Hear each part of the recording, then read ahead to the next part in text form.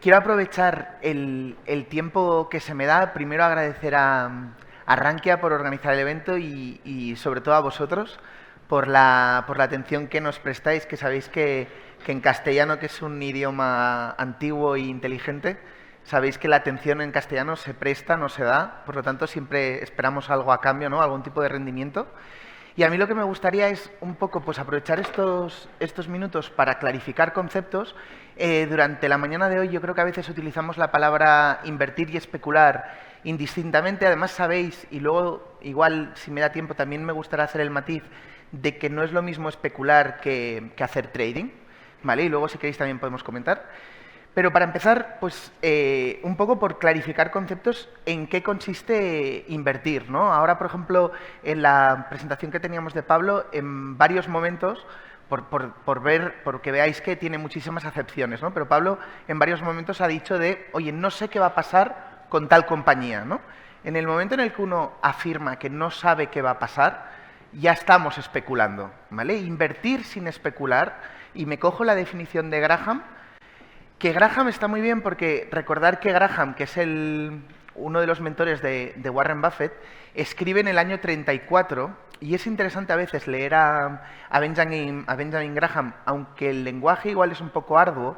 Es interesante porque Benjamin Graham escribe antes de la revolución matemática de las finanzas de la década de los 50 y los 60, ¿no? Entonces, cuando se empezó a confundir o limitar la definición de riesgo que simplemente se hacía o se asociaba a la idea de volatilidad.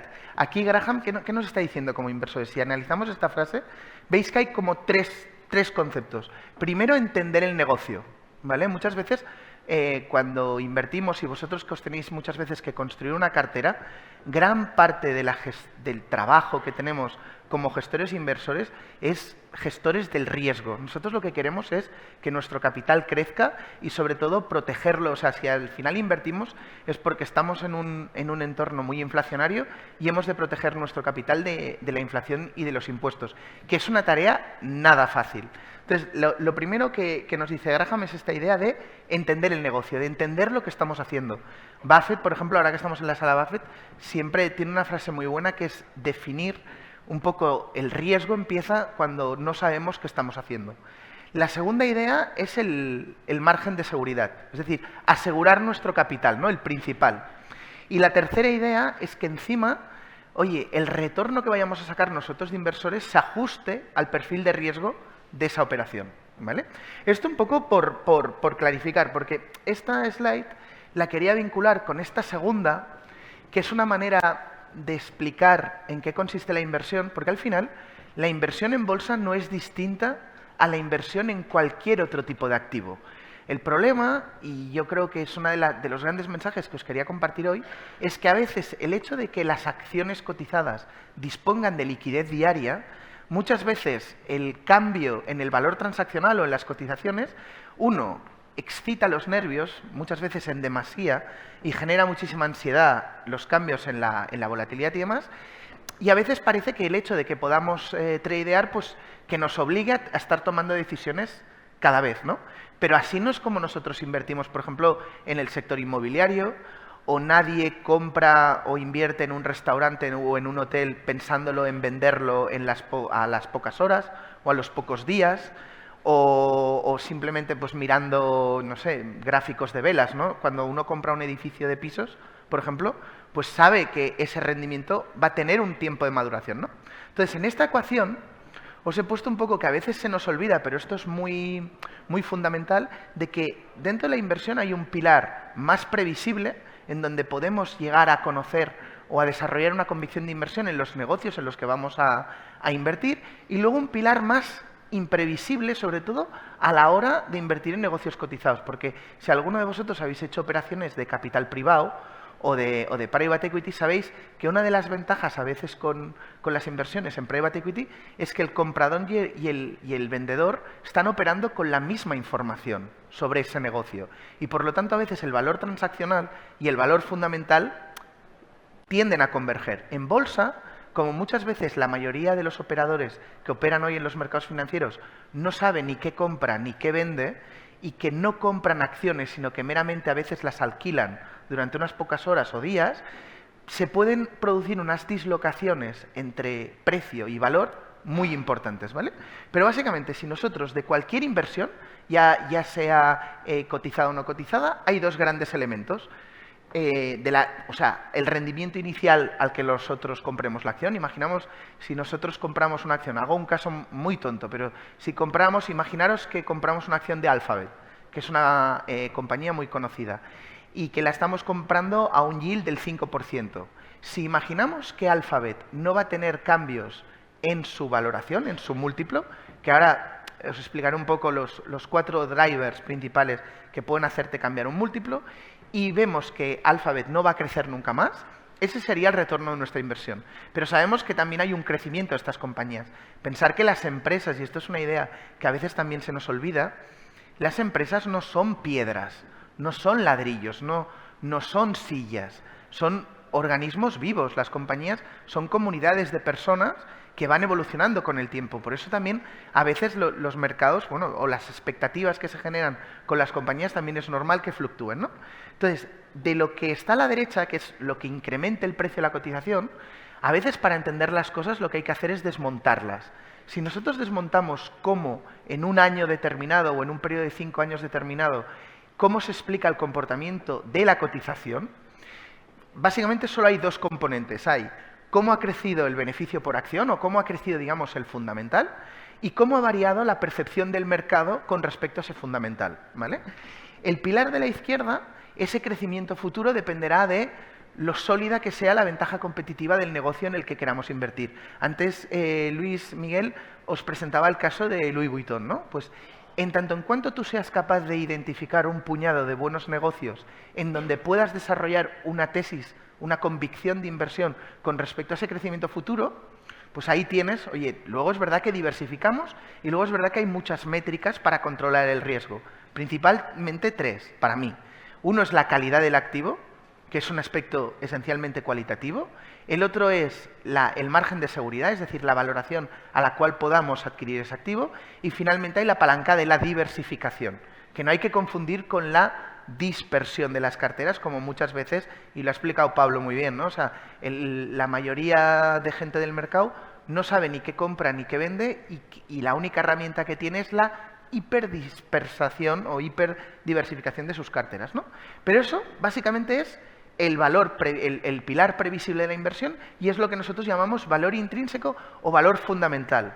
Pensar que cuando se acuña por primera vez la expresión de value investing o inversión en valor, valor no deja de ser un epíteto, o sea, como decir nieve blanca, es algo que no sustancia nada ni añade información, porque lo único que quería reflejar esa palabra de valor es que tú no te fijabas en la cotización diaria de las acciones que no te da ninguna información real sobre el negocio subyacente que hay, sino que invertías en valor en el sentido de que invertías acorde a cómo creías tú que iban a evolucionar los fundamentales de esa compañía. Y a la derecha hay el pilar del múltiplo, ¿vale? Que está permanentemente oscilando. Este múltiplo será más alto cuanto más alta sea la calidad del fundamental, pero eso solo sucede en periodos largos de tiempo. A corto plazo, el múltiplo implícito al que se oscila un negocio no depende del fundamental de la compañía, básicamente, y luego os enseñaré un gráfico al acabar, básicamente porque el grueso de los operadores en el mercado hoy son ya no especuladores, son traders. Es gente que compra y vende con muchísima frecuencia y en periodos de tiempo muy corto. Cuando nosotros decimos que somos inversores y nos ceñimos a la definición, digamos, old school, entre comillas, a la definición capitalista, ser inversor quiere decir que tú pones tu capital, lo inviertes y participas en el proceso de creación de riqueza que protagonizan las compañías. Te estás sumando a un juego de suma positiva, en donde todos pueden ganar. Y lo único es que es verdad, y es mi segundo gran mensaje importante, que es la importancia que tiene el ingrediente del tiempo. No únicamente como elemento que te suaviza la volatilidad, sino sobre todo por dar tiempo a las compañías a realizar ese proceso de creación de riqueza. O sea, yo creo que ahora estamos en un momento muy paradójico que si muchos inversores fueran agricultores, plantarían una semilla de un pino y al día siguiente estarían enfadados si ese árbol no ha crecido y no les está dando sombra. Y seguramente cogerían la semilla y la moverían y la meterían en otro sitio. Totalmente absurdo, porque no dejan o no respetan los tiempos de maduración.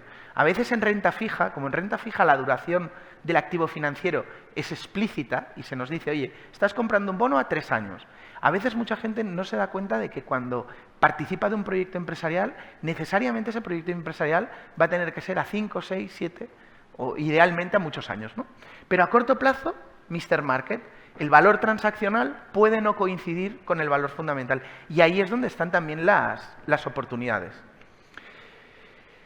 Aquí, por deciros, algunas slides me saltaré porque si no, no me va a dar tiempo, pero esta cita de Warren Buffett precisamente en esto, ¿no? De Warren Buffett, ¿cuál es su gran ventaja competitiva? O si tenemos que resumir a Warren Buffett en una frase, ¿qué es exactamente? Warren Buffett lo que hace es, no ve acciones, ve negocios, no ve accionistas, ve socios. Es gente que entiende que cuando tú compras una acción, eres propietario de una compañía. Yo me acuerdo una anécdota ahora, mientras hablábamos aquí fuera antes de la charla, yo me acuerdo que cuando empecé a invertir hace muchos años y era también un pésimo inversor, pero yo me acuerdo de tener 18, 19 años, ser accionista de un banco, que no diré el nombre y de esto, porque da igual, no viene al caso, pero ir al cajero y motivarme y decir, oye, parte de este cajero automático, si quieres una parte muy pequeña, es tuya. Pero es sano, o sea, cuando vosotros sois dueños de un negocio, es muy sano que os lo toméis en serio. Es verdad que aquí, y esto lo tenía que haber dicho previamente, ¿no? De que uno tiene que saber a qué juega. O sea, especular e invertir es como jugar a fútbol o jugar a básquet. A algunos les gustará el fútbol y a algunos les gustará el básquet. Pero creo que ayuda mucho a ser un buen jugador de fútbol saber que estás jugando a fútbol. Si tú crees que estás jugando a fútbol pero realmente estás jugando a básquet, ostras, sobre todo la gente que esté fuera va a decir, este tío se va a hacer daño y no Nirembe, ¿no? Entonces, es muy importante saber un poco de, oye, ¿qué se me puede dar bien? Y entender, y yo os animo y celebro que la sala Buffett sea un pelín más grande que la sala Costolani, que por cierto, la sala Costolani tampoco fue un trader. Costolani fue un especulador en el sentido de que hay un ejercicio intelectual detrás. El tema es que el especulador apoya el grueso de su retorno en cambios en el valor transaccional. El valor transaccional dependerá de la psicología de los mercados. El valor fundamental lo podemos estimar. Cuando nosotros hablamos de valor fundamental es porque estamos hablando de un activo productivo que da una renta.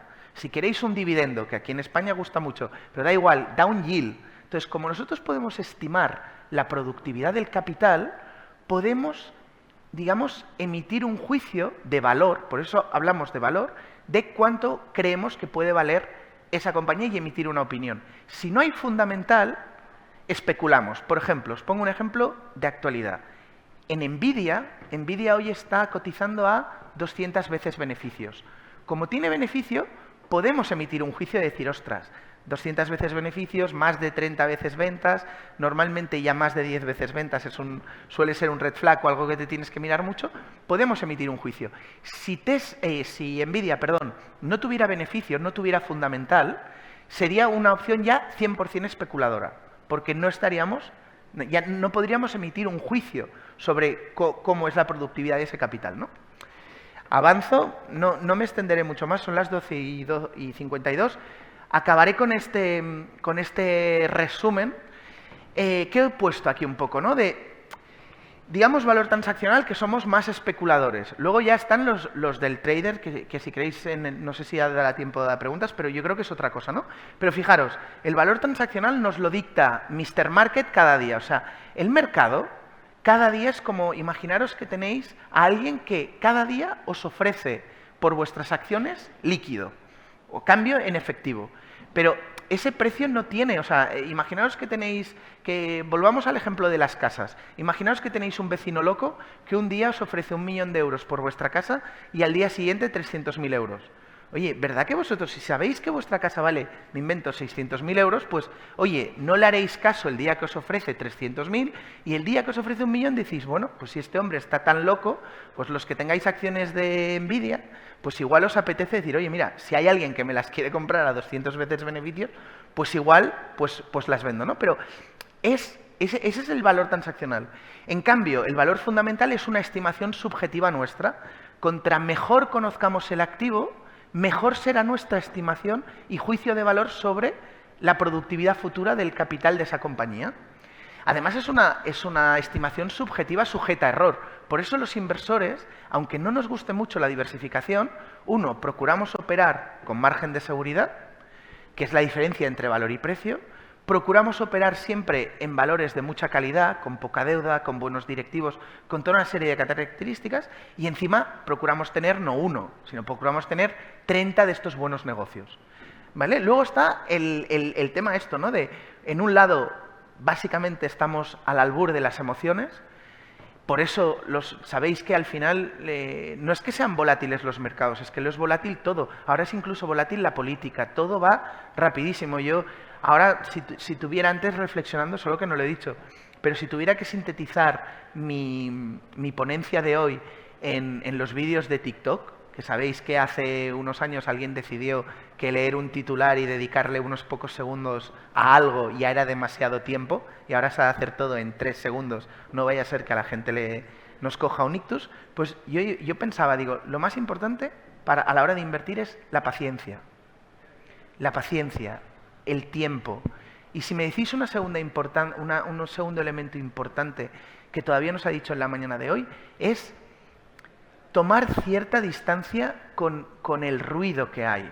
Ahora hemos hablado de todos los cambios que van a haber con China, con tal. Oye, los inversores que estaban invirtiendo en la década de los 80 y de los 70 tuvieron que si el frío nuclear, que si la Unión Soviética, que si tuvieron inflaciones de doble dígito. O sea, el mundo ha sido siempre complicado.